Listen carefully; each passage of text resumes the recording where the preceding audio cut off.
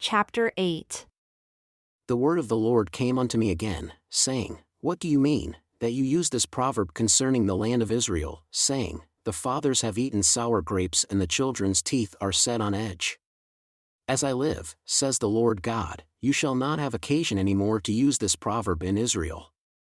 Behold, all souls are mine, as the soul of the Father, so also the soul of the Son is mine.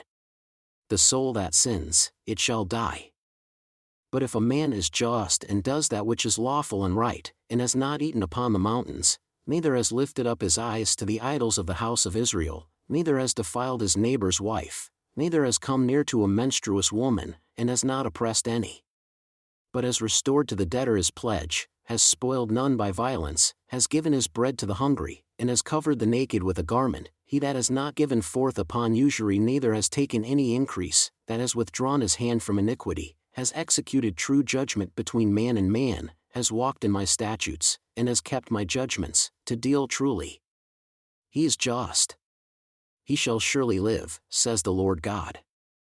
If he beget a son that is a robber, a shedder of blood, and that does the like to any one of these things, and that does not any of those duties, but even has eaten upon the mountains, and defiled his neighbor's wife, has oppressed the poor and needy, has spoiled by violence, has not restored the pledge, and has lifted up his eyes to the idols, has committed abomination, has given forth upon usury, and has taken increase, shall he then live? He shall not live. He has done all these abominations, he shall surely die, his blood shall be upon him. Now behold, if he beget a son that sees all his father's sins which he has done, and considers and does not such like, that has not eaten upon the mountains, neither has lifted up his eyes to the idols of the house of Israel, has not defiled his neighbor's wife, neither has oppressed any, has not withheld the pledge, neither has spoiled by violence, but has given his bread to the hungry, and has covered the naked with a garment, that has taken off his hand from the poor, that has not received usury nor increase, has executed my judgments, has walked in my statutes. He shall not die for the iniquity of his father.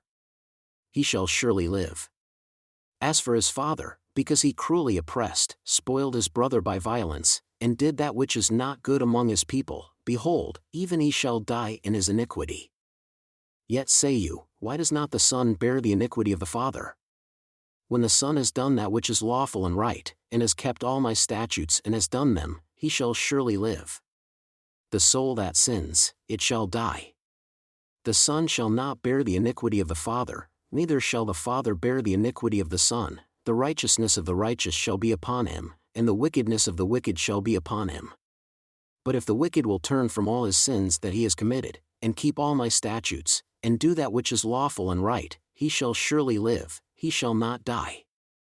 All his transgressions that he has committed, they shall not be mentioned unto him, in his righteousness that he has done, he shall live. Have I any pleasure at all that the wicked should die? Says the Lord God, and not that he should return from his ways and live? But when the righteous turns away from his righteousness, and commits iniquity, and does according to all the abominations that the wicked man does, shall he live? All his righteousness that he has done shall not be mentioned. In his trespass that he has trespassed, and in his sin that he has sinned, in them shall he die. Yet you say, the way of the Lord is not equal. Hear now, O house of Israel, is not my way equal? Are not your ways unequal? When a righteous man turns away from his righteousness, and commits iniquity and dies in them, for his iniquity that he has done shall he die. Again, when the wicked man turns away from his wickedness that he has committed, and does that which is lawful and right, he shall save his soul alive. Because he considers and turns away from all his transgressions that he has committed, he shall surely live, he shall not die. Yet says the house of Israel, the way of the Lord is not equal. O house of Israel, are not my ways equal? Are not your ways unequal? Therefore, I will judge you, O house of Israel, everyone according to his ways, says the Lord God. Repent and turn yourselves from all your transgressions, so iniquity shall not be your ruin. Cast away from you all your transgressions whereby you have transgressed, and make yourself a new heart and a new spirit, for why will you die, O house of Israel?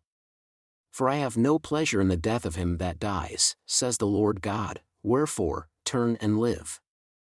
Moreover, take up a lamentation for the princes of Israel and say, What is your mother? A lioness. She lay down among lions, she nourished her whelps among young lions, and she brought up one of her whelps, it became a young lion and it learned to catch the prey. It devoured men. The nations also heard of him. He was taken in their pit, and they brought him with chains unto the land of Egypt. Now when she saw that she had waited and her hope was lost, then she took another of her whelps and made him a young lion. And he went up and down among the lions, he became a young lion, and learned to catch the prey and devoured men. And he knew their desolate palaces, and he laid waste their cities, and the land was desolate, and the fullness thereof, by the noise of his roaring. Then the nations set against him on every side from the provinces, and spread their net over him, he was taken in their pit. And they put him in confinement, in chains, and brought him to the king of Babylon. They brought him into holds, that his voice should no more be heard upon the mountains of Israel. Your mother is like a vine planted by the waters. She was fruitful and full of branches by reason of many waters, and she had strong rods for the scepters of them that bore rule, and her stature was exalted among the thick branches, and she appeared in her height with the multitude of her branches. But she was plucked up in fury, she was cast down to the ground, and the east wind dried up her fruit. Her strong rods were broken and withered, the fire consumed them, and now she is planted in the wilderness, in a dry and thirsty ground. And fire is gone out of a rod of her branches, which has devoured her fruit so that she has no strong rod to be a scepter to rule. This is a lamentation, and shall be for a lamentation.